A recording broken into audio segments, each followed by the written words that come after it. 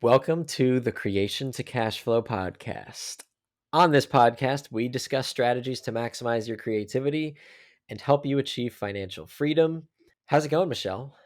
It is good. It is busy. I have not slept. I slept 2 hours last night, but I'm here. I showed up.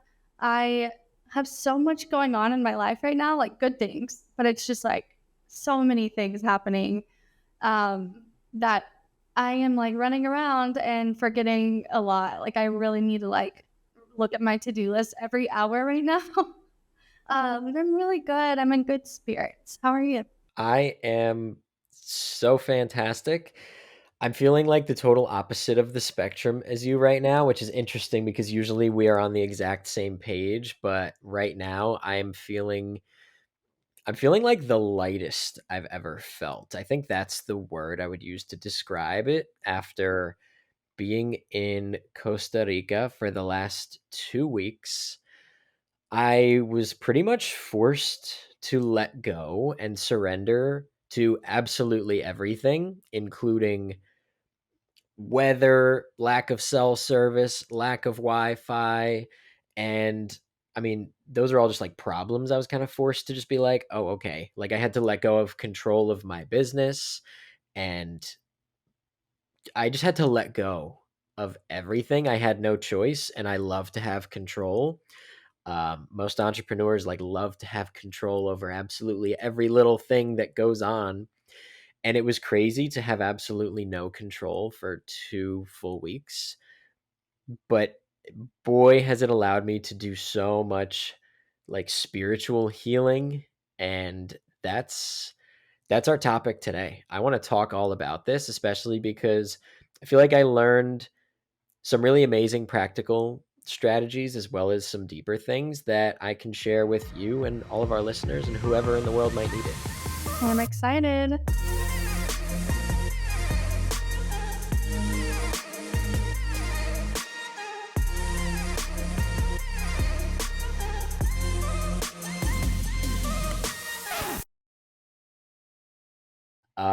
I guess first to start off, I'll just like give a breakdown of where was I? What were we doing? What was the point of this? So I was there for about 2 weeks. First week was essentially just me and Mike hanging out. Mike was on our last podcast episode. For anyone who's like, who's Mike?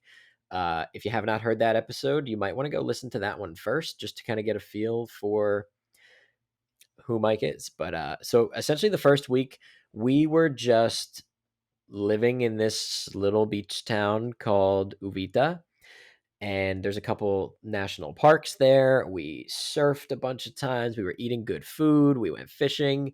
Um, Tons of cool stuff happened. It was amazing. But the following week, we were in the mountains and the jungles of Costa Rica, pretty much in the same town, but just like 45 minutes up a mountain. And it was for a business and content creator retreat. So I was with some of the most brilliant content creators and business owners that I've ever met. And it was it was a business retreat, but it actually ended up being super spiritual and super healing and really self-development focused. And I love things like that. And lately self-development has been on the back burner, which is wrong. Self development should never be on the back burner. Like that's what allows you to be you and to work hard and to actually make progress. So just to kind of frame that up for everyone, that's just generally what I was walking into. I didn't know any of the people beforehand other than Mike. And very quickly I found that like this is by the end of this, like this is gonna be like my second family. I love that. It was cool because we were all unplugged other than making some content. Every day started at 6 a.m. with an hour of breath work, an hour of meditation, and an hour of yoga. So just imagine like 6 to 9 every day, 3 hours of just things that make you feel good. And that alone freed me up so much. Yeah. Like I had no clue how much I was holding on to Mhm. and how how full my inbox was in my mind. Wow. There was a lot to sort through. I hope that you go into some of the things so people can get to know you a little more. Okay, I definitely will because I could go super deep here. Love it. First off, I want to just ask you: have you ever done any like really intense, like hour-long breath work? Yes. Yeah. Okay, Yeah. what do you typically feel and experience? Well, I every time I do an intense breath work, I always feel like a literal weight lifted off my shoulders. Like it's like I like you said, lighter. I feel lighter. It's like there's a weight lifted off. I feel way more calm. Like anything that I'm worrying about, it all becomes so minimized and so tiny. And I'm like, okay. And just going back to my breath, like these intense sessions have helped me in my acting career because when you're in front of a ton of people and everybody's relying on you, like I have to do even simple breath work, but I had to go through learning how to do proper breath work and having the deep ones every now and then, not every day, but like having these intense ones so that I can then like recall that in the moments that I really need it. Like if I'm going to the doctor because I get scared, because if you've listened to our previous podcast, you know that this is the thing that I've been through. So breath work is absolutely essential. So yeah, I experience feeling lighter, feeling more at peace, just like overall calm and just so like nothing can affect me in that moment. Okay, I love that. That's a really perfect way to put it. I experienced the same thing, except this was, like, really intense, to, like, some of this breath work, like, my hands were, like, my hands and arms were, like, fully, like, locking up. Have you ever, like, had your hands lock up? Like, they lock up like this, not like this. So, like, the running joke was, like, Jose, the guy shout out to Jose, by the way. He's gonna end up coming on this podcast. He is Oh my god, he's one of the most amazing healers, Well, that I've ever met in my life. He wants to join us on a podcast. I recorded an episode while we were there with him. But anyway, the running joke became like, "Jose, you're just doing all this intense breath work because you wanna see me with lobster claws." I love that. Because it was like it was so intense, like, my hands and arms would fully lock up, and I was like having full-on hallucinations. Wow. It was super intense, and that's how we started every day. Not to mention, Jose is also a medicinal healer, so we were using tons of amazing jungle medicines and sacred ceremonies and rituals and things that I had never done anything like that before. So I was having like revelation upon revelation upon like letting go. Like at one point, like sitting around the fire with everyone, like I fully sobbed like a baby. Wow. Um, and I was just not expecting, like, I was kind of going there just like with my notebook, and I was like, I can't wait to learn from all these people. I had no clue that I was going to be letting go of like some really heavy stuff. And it just made me realize how important that like having a spiritual practice is. Yeah. And to each person listening, like your spiritual practice, it might not be religious.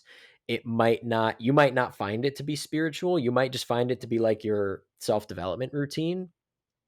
But there's something really spiritual about the land there and about all of these native foods and medicines. Like every day, we were drinking raw milk, we were eating raw honey, we would have liver and fruit and steaks and sourdough bread and raw fish, and I was just like, I'm really on a full out cleanse of my soul right now that I was not ready for. Wow. Have you ever had raw milk? Yeah, I have. Can you buy that in California? Oh yeah. Yes. Really? Yeah, yeah. There's a place right down the road that sells it. There's a lot of clean, like even like a lot of meat here is halal, which is like the cleanest kind of meat. Um, which is like we try to buy halal meat and raw milk when we can. But yeah, you can buy it a lot of places in Los Angeles. What's really interesting, raw milk is illegal in New Jersey. Wait, what? Yeah. What? Wait, what do you mean? How? What? Why? I'm confused. Wait, now I have to Google this. What are you talking about? So, yeah, raw milk is illegal in I think New Jersey and New York. I think it's illegal because it's not pasteurized, so it could carry all sorts of bacteria and I mean, it does carry all sorts of bacteria. Most of it's good, healthy bacteria, but a lot of it can be harmful. So, yeah, you can't just buy that in New Jersey. You can buy it for your pets from like specialized farmers, and it says on the bottle like only for pets. And then you could obviously take it home and drink it if you choose to. But thankfully, there are some by me as well. But like technically, I'd be buying it for a pet, and I am then just drinking it at my own risk. Isn't that interesting? Bad for but it's good for you. Like, what I'm confused why okay, that's interesting. I learned something. Yeah, there you go. You learned You something. need to move to LA. That's your sign. I guess so. I guess so. Well, I'm like ready to pack my bags and move to Uvita, Costa Rica at this point. Yes. Yeah. It was so cool. So another big realization that I had that other people were able to help me have was how much I had been overworking myself. Like I talk about it all the time Yeah. openly, how I'm like, I just wake up, grab my laptop and grind. And Mhm. I've even told people on this podcast, like what has helped me a lot, wake up and just do your most important task first, which often means wake up, get on a screen. And although that helped me get to like a really amazing point in life, I can't be doing that anymore. Mm-mm. I just can't. I can't do that. I've told Yeah. you, your most important thing is that my most important thing is, okay, I need to breathe, I need to meditate, I need to drink coffee, and I need to like just be with no screen.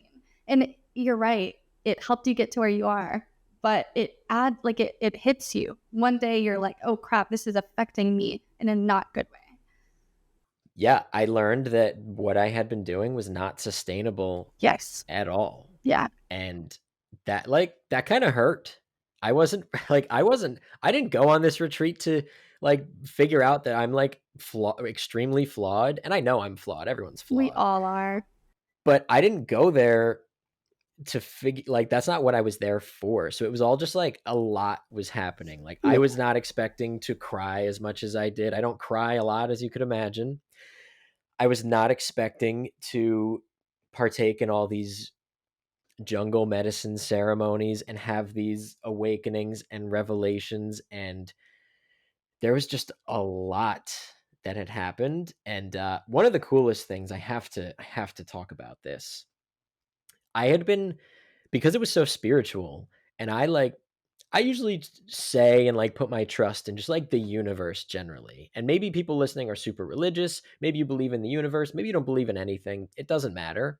But I was almost like looking for something. I was like, and I knew it was like nature related. Like whenever I'm in nature, I feel super connected to myself, to the earth, to like a higher power. So whatever people believe is totally cool. I'm just telling you my experience and the things that happened. I was pretty much I felt like the higher power was Mother Nature, whether it's just there or here or everywhere. I was just feeling that energy. But I'm like a see it to believe it kind of person. That's just how I work. Um, so I pretty much asked straight up, I asked for a sign from Mother Nature. And on our last night of this retreat, we're all sitting around a fire. We all just had a ceremony where this sacred Amazonian special kind of tobacco and other ground leaves. Um, our facilitator, Jose, facilitator for lack of a better word, he's so much more than that. He shoots this up your nose, and it's super intense and like crazy burning sensation. Immediately, the whole world started doing somersaults. I had never felt so like dizzy and unwell. But then it passes after like 5 minutes, and it's really cleansing, and it totally slows your mind down. And we're all sitting around this fire. And earlier, I had pretty much asked for a sign from nature to just give me something tangible. And we're sitting around the fire. Massive earthquake in Costa Rica, like 5.0 magnitude earthquake, and we're on a mountain in the jungle, and the entire mountain moved like a few feet in each direction. Wow. Like it wasn't like, "Oh, did you feel it?" It was like why did we just move so much? Wow.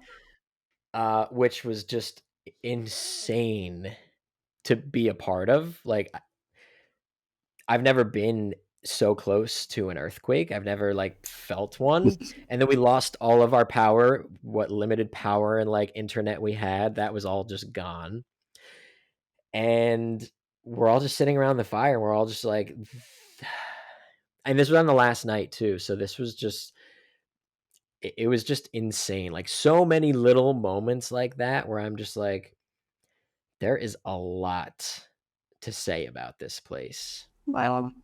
That's amazing. It was intense for sure, and like, we were truly immersed in nature. I've never been on, like, a trip or a vacation where there is so much nature, like, the room that me and Mike had, we were sharing a room, um, it was probably 90 degrees in that room. There's no There's no actual windows, it's just, like, screened, like, slots, um, bugs in the room, like, the showers are more like they're more like an outdoor shower and, like, outdoor toilets that are just like a stall, so there's all sorts of wildlife in all corners, like, one there was one night, Mike was doing a caffeine detox during all of this. So he had called it early. He had a terrible headache and he was already in the room. And I came back in and he was like, dude, I have the worst headache, but like, I gotta warn you, there's a huge bug in here. And I was like, what do you mean? And he was like, on the curtain, there's like the biggest bug I've ever seen. And I was like, so I like leaned back and like started peeking at it. And I was like, oh my god, and it was, like, the biggest flying cricket-looking bug I've ever seen, like, as big as my hand. It was more like a s it felt more like a small animal, um, and it was in our tiny room, and I was like, "Well, I can't sleep like this. I can't sleep with this thing because it flies too." Yeah. Was it a locust or whatever it's called? The ones that It shed their was shell? it was not a cicada Yeah, or a that's another locust? word. Yeah. I don't think so. I don't know what this thing was. It looked like a cricket combined with, like, a pterodactyl. Oh, fun. Um, and, I mean, I love wildlife, I love nature. One of us had to die, though. Oh my god. And I'm here to tell. We'll leave it at that. So, that was just different way of living, for Wow. sure. But it really allowed me to just get super in touch with, like, my business and my wants and my needs and like why do you even start a business in the first place? Like it Mhm. is not so that you can just work all day long. Even if that's the case and your business makes you a lot of money, like that's probably still a better quality of life than at least I used to have at my job. Yeah. But it made me realize again, like, why did I start a business in the first place? It's actually so that I don't have to constantly work and overwork myself and so that I can focus on things that truly matter, things that life is all about. And to me, that's like, at least based on what I learned from this trip, that's like your community, that's sunlight, that's playing an instrument, that's moving your body, the food you eat, and that's pretty much it.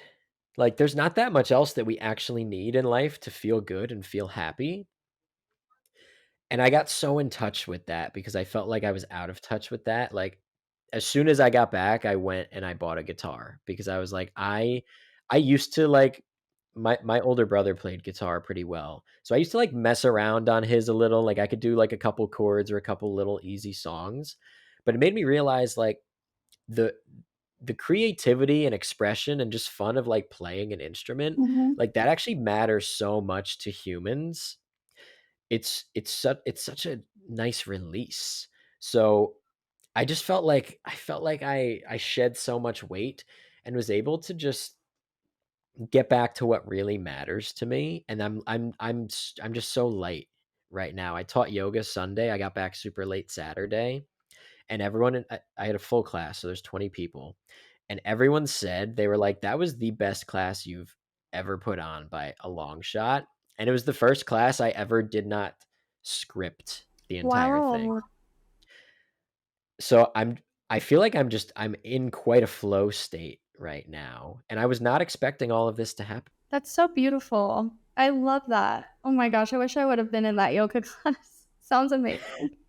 Right. I also taught yoga a few times while we were on the trip Oh, because the girl who was teaching, she's not an actual yoga teacher. She still is amazing, but I volunteered. I was like, I would love to put on a class. Like we're in the most beautiful yoga shala on a mountain overlooking the beach. Like there's incredible animals all around. I was like, can I teach? And she was like, oh, please, please. But anyway, I feel like there's also so many practical lessons I learned. Like, for example, because I was kind of just talking about how what actually matters in life, and notice how I didn't mention money at all. Um, so there was one guy there. His name was Kevin. He was absolutely incredible. He grew up in New Brunswick, New Jersey. So he we clicked, and he understood me very well because he knows that New Jersey, like the hustle culture here is real, and everyone is moving way too quick, and no one is in touch with like their bodies or their nervous system or anything like that. You just kind of operate on autopilot and work, work, work. So I was talking with Kevin, and he gave me some really interesting ways to take your business and essentially reverse engineer your pricing based on your spiritual practice. And I was like, oh, well, I need to hear more about this. So what he had me do was create a list, which was easy while I was there because I had all of these new self-development tools and in my toolbox, and I'm freshly in touch with myself. So he had me make a list, and anyone who's listening, I recommend you do this as well. He had me make a list of all of the parts of my routine or spiritual practice, whatever you want to call it, that are important to me, that I should be doing every day that make me feel good. So to me, that was movement, be it yoga, exercise, or just taking a walk, breath work, meditation, planning out my day, spending time with some loved ones, playing an instrument, which I didn't even know how much I missed that, and a couple other things. So I outline this, and you essentially need to decide how long is that going to take. Let's say in this example, this is a little bit longer, but let's say in that example, it's 5 hours. Because maybe you have a lot, maybe you have kids too, and like that's part of it. So let's say it's 5 hours every day to do your spiritual practice. And then you need a cutoff. What is the last hour that you're going to work? Let's say that's sunset. So let's say that's 7 p.m. And your spiritual practice takes 5 hours. Just to make it easy, let's say you wake up at 7 a.m., you stop working at 7 p.m. So 7 to 12 is your time for you. And then 12 to 7 is the time that you can work. 7 hours. Let's say you do that 5 days a week. That's 35 hours that you actually want to and have the capacity to work and feel good. 35 hours for weeks of the month. That's 140 hours. So now you've got, okay, there's 140 hours that I can work every month after I've set a time to make myself feel good.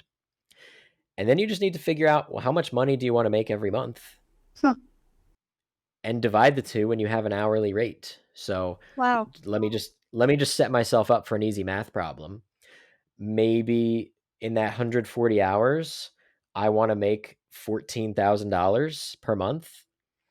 You can just divide them and say, okay, my hourly rate is now $100 per hour. And I thought that was really interesting. And you might have to do a little more math based on your business because you might not be charging an hourly rate. Yeah. Let's say I just work with one client per week. I might have to do the math of, okay, now my price, since it's 35 hours per week, my price is now $3,500. And my goal is to get one client every week at that price. Wow. I thought that was so genius Yeah, that's because you're reverse engineering your life and putting the things that make you feel good first. so crazy to think about, but it's so practical too. It's yeah, it almost felt so obvious, but I was like, "Well, why don't I do that? Why does no one I know do that?" Like, everyone just like, if your goal is to make $14,000 a month, everyone thinks like, "Okay, well, I pretty much have to be working every waking hour in order to hit a goal like that."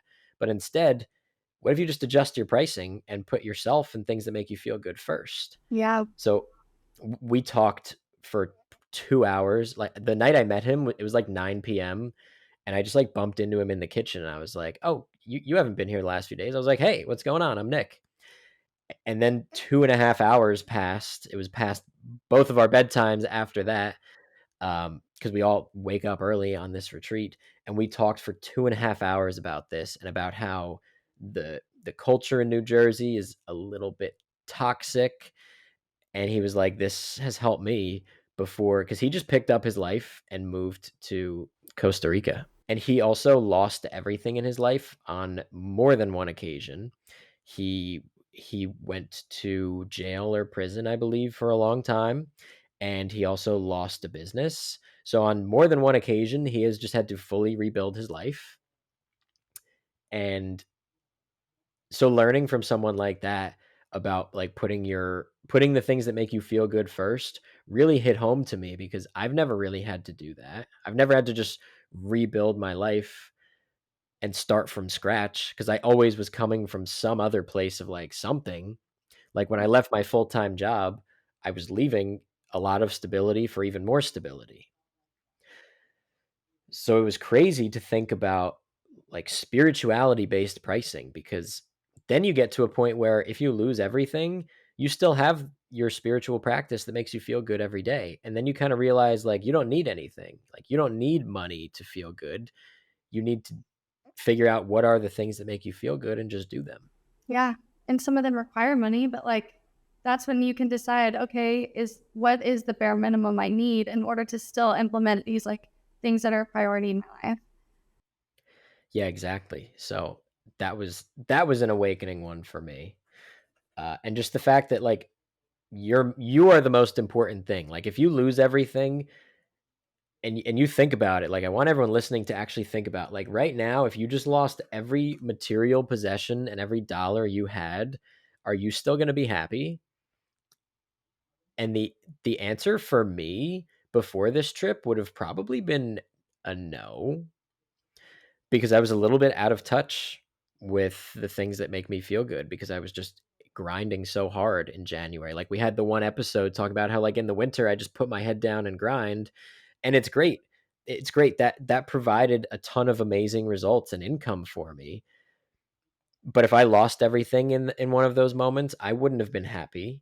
I wouldn't have been happy that I worked so hard and made so much money. So it's definitely time for me to start putting myself first. And I think that's what has me feeling so light. Another thing that was interesting was like clearing out my inbox mentally. All of this time, like breathing and meditating, I had no clue how full my inbox was and how many like thoughts and ideas that I had just pretty much, I don't want to say repressed, but like ignored because I don't have time to explore them. Like one of which was like, I've talked about it before, not on this podcast, but just like occasionally, like it spills out of me that I've wanted to grow my hair out, Huh. and I'm going to. Do it. We can have one here together. Yeah, right? I don't even know how long, but just like longer than it is right now. That's all I know. And that was just like a realization I had when during one of these like meditations in the morning. Like it just came up. I was like, because I get my hair cut religiously. Like every 10 to 12 days, I get a haircut. Oh, wow. Like, yeah, like, and I do not miss it. Like ever. I never miss it. I always time it up so that every other podcast episode, I have a fresh haircut. So if anyone watches these and you go back and you look at every other episode, you'll be like, "Oh my god, he really like every other episode has a haircut." And it just clicked with me. I was like, "Why do I even do that?" I was like, "Do I think I need like a fresh haircut every 10 days to like feel good about the way I look. Like, I was like, let's just grow my hair out and just see what it looks like. I'm curious. I don't know if I have curly hair or straight hair because it's always at a length of like, we don't really get to find out. So that was just something that was sitting in my inbox, like my mental inbox that I had time to check now. And I was like, oh, maybe I'm supposed to explore this. So we'll see what that ends up going like. I don't know how long I'll last. Maybe in a month, I'm like, okay, I've learned everything I need to learn and I cut it.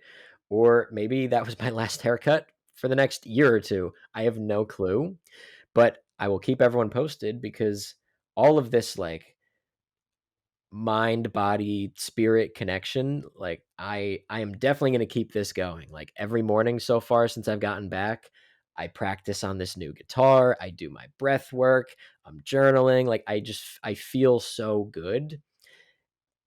And there was a time in my life where I did not have time for all of that because I needed to build my business, but I just want everyone to know that like that's not sustainable.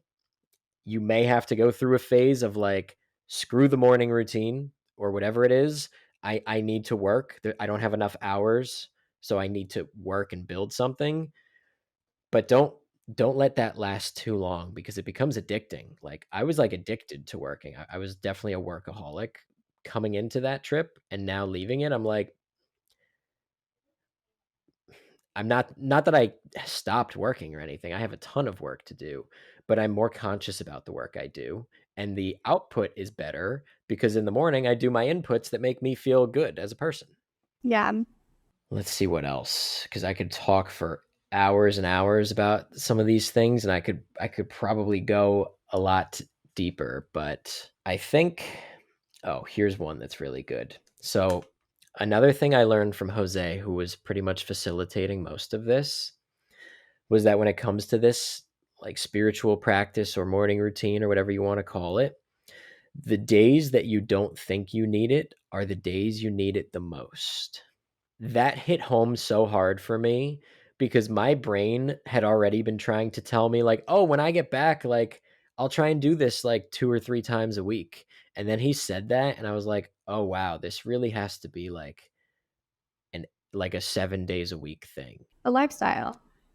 A lifestyle, Yeah. yeah. Not just like like for maintenance every once in a while. It's like, no, like it's time to start putting myself first no matter what. Yeah. And I was like, "Oh my god, I've never done that."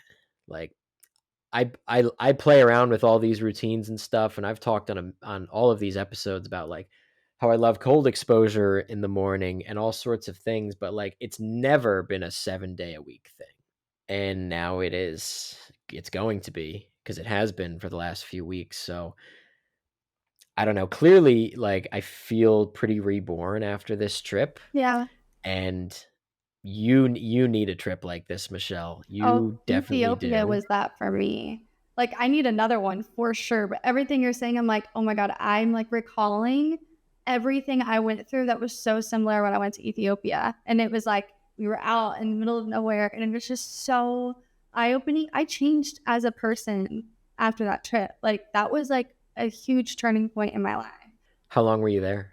12 days. I think it was 12 Wow. days. That's like a couple weeks. Right.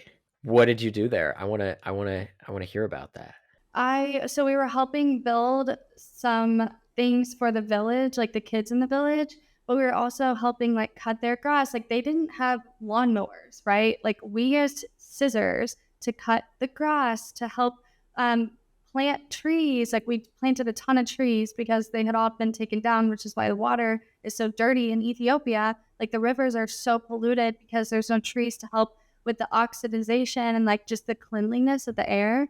I had to sand and paint doors, which I loved. But I like was sanding with my hands, like with a paper. Like they didn't have a sander, they didn't have anything. It was wild. It was so crazy. It was like going back to like the early 1900s or something before electricity, before anything was really available. And I was also there taking photos. So I was like the main photographer, videographer for the trip to help other people know about what's going on and how they can really raise money to give these kids shoes. Like we brought a ton of shoes and clothing items because These kids don't have any of that. We would like be in the kitchen with the people, like the women who were cooking, and we would like dance with them and talking with them. And it was just so beautiful. And it was very centered around God. It was very spiritual in so many different ways. But it was like unplugging and then really realizing how happy I am without needing any of the material things. And it was just, I remember getting back to the States and I was like, I want to move to Ethiopia. That's it. I want to move to Ethiopia. And my husband had just married him too. And he was like, what are you talking about? And I was like, we're leaving. None of this stuff matters here. Let's go. Let's go. I was like, all for it. And he was like, hold on. We can't do that.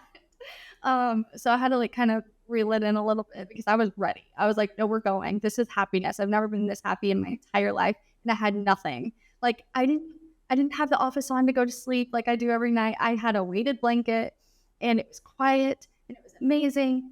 And the showers were freaking cold. There was no hot water, no hot water. So we had to take our showers and like I would be like screaming through it, trying to shower. Like the toilets didn't like flush, like you couldn't flush. So it was like very interesting. Like you couldn't flush toilet paper because of the plumbing. Thankfully, there was clean water that the people we went with had dug years previously. So they have a clean well at this one place in this village, but that's the only place where there's like clean water. So we are kind of helping better their lifestyle. But it was such a huge awakening. Like it was life changing. And you know, I need another one of those soon. I mean, obviously right now it's a lot because I have my dog back and he's literally 80 pounds and drags me around if I'm not stern with him and just like lots of family in town. And so it's crazy. But hearing what you're saying is just like, it brings me back to those good feelings all over again.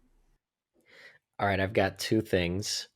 One, creation to cash flow mission trip. Yes, please.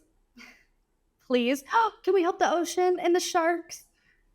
Please. Oh, oh, absolutely. That would be so good. Please. Yes. That would be so good. Let's not let that just be something we said on episode 48. Let's actually we'll put that into action and we'll Okay. talk about that. And two, what's the biggest takeaway that you had from that trip? Just gratitude. Honestly, just gratitude. Like I came back to reality where I was like, okay, I have all these things and they don't make me happy. What does make me happy? And it made me just very grateful for the things that I have and the way that I am. And it honestly, that was like the catapult of me leaving my job and starting my business and making all these changes. Cause I was like, at the end of the day, what's really stopping me from what I want? It's just me. So I was like, I'm grateful for what I have, but I also know that that feeling I had isn't because I was in Ethiopia. It's in me. That feeling I had there is still in me, and I can now implement this in my life to have that feeling again. And now I feel like I'm genuinely living in that same freedom and happiness, even though now I'm in LA and now I'm like having a thriving business and everything. I still can go back to those initial feelings that I would have never even experienced before. Powerful. That's so powerful. What year was this? 2019, October 2019. Okay. Okay. Mhm. Awesome. I think you're due for another mission trip for sure. We'll have to take a look. What do you know what you did that through? It was a church I was going to. Oh, okay. Okay, gotcha. Gotcha. I know there's lots of platforms out there. I think like IVHQ is a big one. Reachourworld.org was the website. Okay. Okay, cool.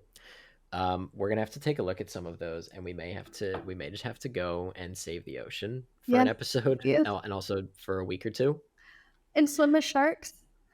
That would be so cool. Oh, also, while me and Mike were fishing one day, like huge whale shark swims right up to the boat. I saw your video. And you posted a video asking what shark is this? And you couldn't even see the shark. So I was like, Nick, nobody like what? Like I could I Google know. what.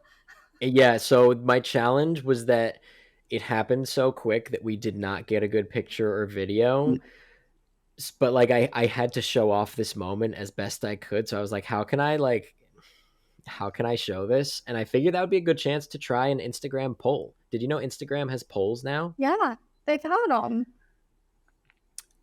So I know you've always been able to do it like on stories or within Oh, posts, but you could do it in the caption now. yeah, yeah, yeah. They've had that for a few weeks. So it is like new. I've Right, right. It's still pretty new, and I was like, all right, well, I have this terrible video, but I need to like show off. I need to tell someone about the fact that I saw a massive whale shark in person today because that may never happen again. Um, so I was like, I put a poll. I was like, what kind of shark do you guys think this is? I wish I had a better picture or I video, but know. it happened so quick. I was just like, what is that huge thing in the water? And then he pretty much stuck his head out and then went back under and was like, now he's practically gone by the time like we're trying to capture this moment. Mm. Even though like I was so present all week. You get a whale shark next to you, you want to take a fucking picture, Oh, yeah, you you wanna know? remember that. Honestly, I look Yeah, back at the Ethiopia pictures and videos because 'cause I'm like, "I wanna remember these things." I will forget, but photos and videos, I can still be present and have my phone here while I'm still, like, present with my eyes. But that's just right. I'm like that. My husband's always like, "I just wanna be in the moment, and I don't need to photograph or, like, video this." And I'm like, "No, this is how I remember the moment." Yeah, yeah. I'm kind of the same way. I need to document these things so I Yeah. don't forget. So like another running joke of the week was like Nick always had a notebook. Like for everything, I was always writing something down because everyone gave like pretty much every person there at some point gave a 2-hour business mastermind. So like not just for those, but like I'm taking notes on everything. Like I'm sitting across from someone at breakfast and they say something profound and I'm writing it down. Like so the running joke became like, and if we ever need to like remember anything, like we have Nick's notebook. Wow, I love that. And you have always talked about your notebook and how you'd, like, bring it with you to the bar, and your friends would be like, "Yeah, why do you have a notebook?" You're like, "'Cause I have to write down my business ideas." Right. Yeah. So this was everyone pretty quickly got used to like my wacky antics. And everyone has their own too. Like it was so nice to be surrounded by people that all think and feel the same way. Like pretty much everyone like eats the same as me. Like pretty much just like meat and fruit. And not that like not that I have any disdain for someone that is vegan or eats lots of vegetables or something, but like it was just amazing to be surrounded by content creators that think the same and that eat the same and that live the same. And we're all content creators, but we're all unplugging this week, but we're still making some content. And like, it was just so cool. I was not ready for how awakening it would be. So I don't know, lots of themes of this episode. Let one of them be go take the trip to anyone who's been like teetering on the edge of like taking a trip or going on a retreat, go.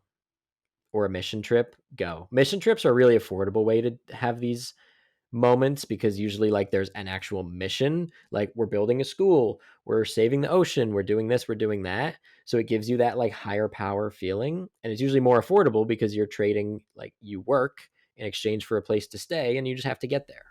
Well, and a lot of people will donate towards your trip as well. Oh, that's a great idea too. Yeah. That's a I've never even thought of that. Yeah, That's that's how I went. yeah. Because at the time, remember, I was making no money at all. And I've told you about how when I had my wisdom teeth extracted and I had the numbingness on my chin and it was in the shape of Africa, and I made the joke with my surgeon, like, oh, maybe I should go on a trip to Africa. And then I found out there was a trip to Africa. And then I was the last one to sign up and I got funded like so quickly. It was just, everything fell into place. I was totally meant to go. And the guy I met on the trip is the one that helped me build my business, start my LLC, everything. He mentored me through how to get my business up and running properly because he failed once before. So it's like this whole trip was like, it's several layers to it, but it was never anything that I would regret. Like gosh, I cannot say how important it is to go on a trip like that. So you said go on a trip. Let's make sure we emphasize not a trip where you're like going to Disney and planning all these things and every hour is packed. Like a trip where you unplug and you breathe and you think and you dream. That is the trip that everybody needs. Yeah. Yeah. And another thing, by the way, it also I was so called. I was like, I need to host retreats like this. It's Yes. like I need to do that because a lot of these tools, like I'm giving to people all the time. I put people through breathwork sessions all the time, and yoga sessions and meditation, but I'm never receiving.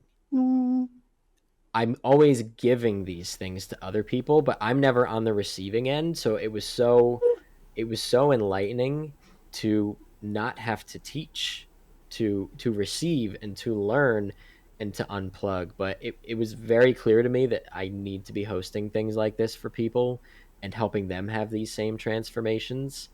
Um, so I guess that's something that everyone can stay tuned for, especially because we might be doing some things like that later on in the year with Brands Meet Creators, or there's so many ways that it could go down. But everyone can stay tuned for more on things like that. And any other like lessons or things we should recap, Michelle? I just think that in the next few episodes, there's going to be topics that will be maybe more in depth about the things that you've experienced and the things that you learned. And like, just we can really break those things apart and dive more into them when it comes to being an entrepreneur and a creative and a content creator, whatever. Um, yeah, I think that this is an amazing episode, and I'm excited to hear more and dive more into like more practicalities, more ways that you and I have implemented these things. And yeah, it's gonna be really fun. I can't wait. Also, to anyone who is listening right now, if you have an idea for an episode or a message you want to leave us or something you want to say privately or not, if you go to creation2cashflow.com, creation2cashflow.com, we have two spots, one where you could just type up something and leave us a note or a message, and we have another where you can press a little record button and you could say, if you want to, you could say your first name and where you're from. I think that's super fun for us, but you don't have to if you're feeling private. And you can ask us a question, recommend a guest, talk about a specific episode that's helped you. But I mean, if you ask us a question, we might do an entire episode on that and play it. So I just want to throw that out there for everyone and let you know that you can also find tons of short form clips or the actual long form video of the podcast on our Creation to Cash Flow accounts. You can follow me on Instagram and TikTok at Get Ahead with Nick, and you can follow Michelle on Instagram and TikTok at MichelleJH. That's Michelle with two L's, then four E's, JH. Anything else? Nope.